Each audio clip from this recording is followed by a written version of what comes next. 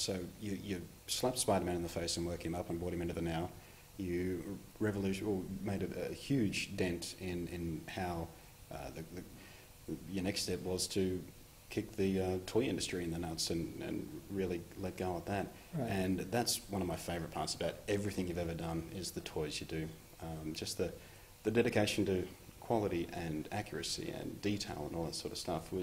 Were you frustrated by the toys that were coming out? Is that why you did it, or were you just... What ended up happening with the toys was that, I mean, they came, when they saw that Spawn, the comic book, was #1, they came at me.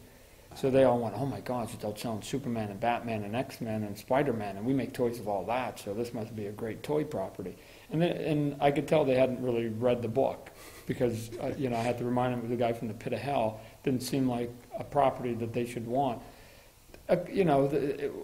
Once they sort of figured that out, I got a quick sense that the big public companies, and I understand why now, is that they have formulas, and they were just going to take them, put them in their formula, right, make traditional toys, put it in traditional marketing, traditional places, and put it out there. Where my conversation with them was the opposite. I go, I think you need to do a non-traditional toy, and need to think outside the box with it a little bit. And, oh, by the way, I think you need to put it in stores that are not necessarily your normal stores, because I think it's going to be a different audience, an older audience.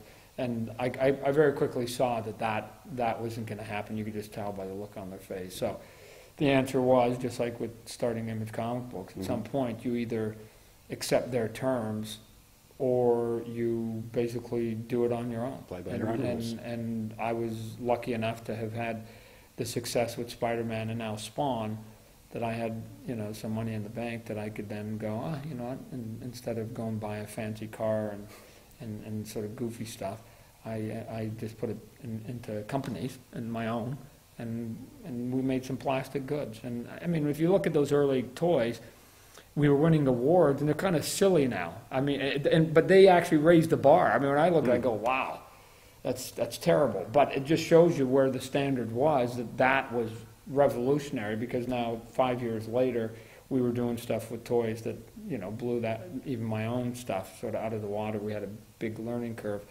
but the formula that I took to the toys was the same that I took in comic books and pretty much everything else. I'm not here when I start these businesses to reinvent anything. I'm not that smart, but where I've had a lot of success is looking at stuff that exists and then just putting a different paint job on it. And going, wow, you know what, that Cadillac, grandpas drive it, but if you put a lot of chrome on it and put some flames on it, you could get a 20-year-old to drive it, and put some big tires on it, you could get a 20-year-old to drive that car, even though it's a Cadillac now. So to me it was, when we went and started Image, it was like, how do we bring in computer coloring on a regular basis? How do we upgrade the paper? I mean, it's still words and pictures, it was still comic books, still superhero stuff.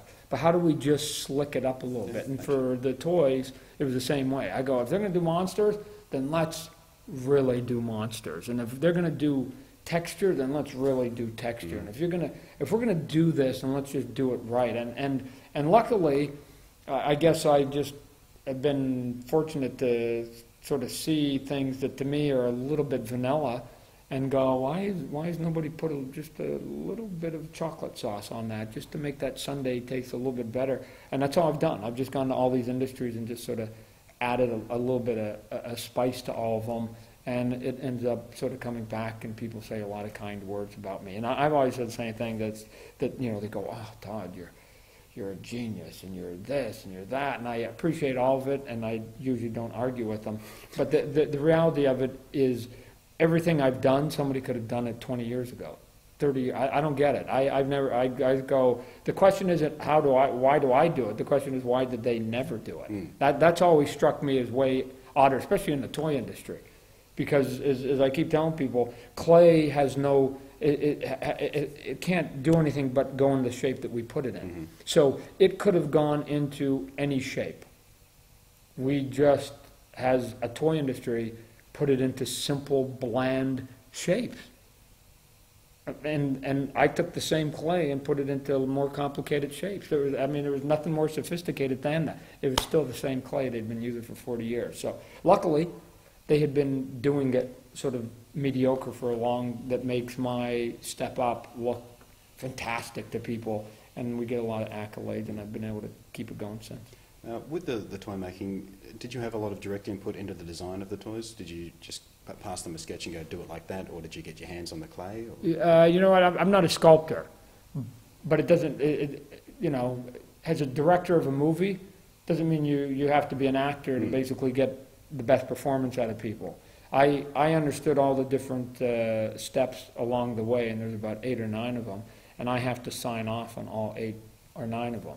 So they don't just get, I don't just give them something and hope it turns out at the end. Quite the opposite. I'm actually fairly anal about it. Back to that control freak thing. Yeah, and to the point that we actually broke down. We used to do the sculpting in sort of one stage, and then I'd made so many revisions that we actually started a program where I was doing it in 2 stages. One was just what we call the pink clay, which was just get it right to me naked. And the reason I wanted that was they were doing some nice detail work and some nice sort of additions to it, but the pose wasn't right, or the anatomy wasn't right.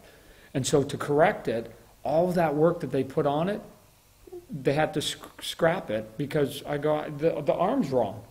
So I got to the point where I go, guys, get me the body's naked. I don't care if it's a sports figure. I don't care if it's a movie star or a musician or a monster. Get me the body language first, and once I sign off on that, now we can go to detail. And then that's a whole nother set of comments that are going to come with it. But at least we're not wasting time. You're not doing fur, and I'm telling you, you got the fur wrong on the Wolfman. You know, so we'll just take it one at a time. So we just created our own process, and then we had to go over to China and teach them, literally teach them how to make the toys that I wanted to make, because they, as you might imagine, have been trained since the beginning of time that when you get paid to build a new toy for a company, it better look new. Not a big stretch on their part. People have been given them millions of dollars to go, we want new toys. We want them to look new when people come and buy it. I had sort of a different approach, that I wanted guys that look like they'd been alive for a while, or the monsters to have lived in the forest for a while, right, or the baseball player to look like he'd been playing for 2 hours and not the beginning of the game. A warrior that was 3 hours into his battle, not at the beginning of the battle. And so that meant that I wanted them to actually look imperfect, and it took a while for the factories to sort of they thought that if they didn't make them brand new shiny, I wouldn't be happy and I wouldn't pay them. And I had to convince them that the less new they look, the better that it would be for me, and the more work they would get. And eventually we were able to convince them.